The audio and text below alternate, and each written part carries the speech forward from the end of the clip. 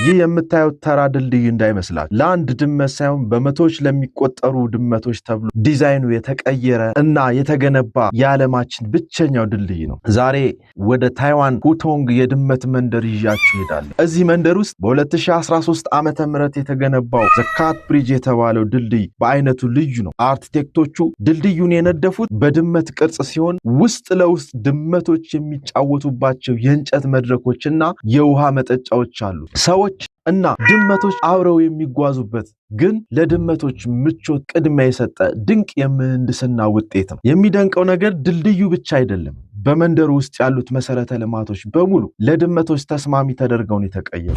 በመንደሩ ድመቶች ከመኪና አደጋ ነፃ ሆነው የሚዘዋወሩባቸው ልዩ መተላለፊያዎች፣ የድመት መንገዶች ተገንብተዋል። እያንዳንዱ የህዝብ መገልገያ ህንፃ የራሱ የሆነ የድመት መኖሪያ ቤት ማረፊያ እንዲኖረው ተደርጎ ነው የታነጸው። በመንገዶች ላይ ድመቶች ቅድሚያ ያላቸው የሚሉ የትራፊክ ምልክቶች በብዛት ይታያሉ። ይህ መንደር በአንድ ወቅት የከሰል ማዕድን ማውጫ የነበረና የተረሳ ቦታ ነበር። እንደ አውሮፓውያን አቆጣጠር በ2013 ዓ.ም ግን በህንፃና በመሰረተ ልማት ለውጥ ዛሬ የዓለም የቱሪስት መስህብ ሆኗል እና በሚገርም ሁኔታ በተለይ ይሄ ድልድዩ ላይ ለየት ያለ ዲዛይን ስላለው በታይዋን ትልቅ የምህንድስና ሽልማት አግኝቷል።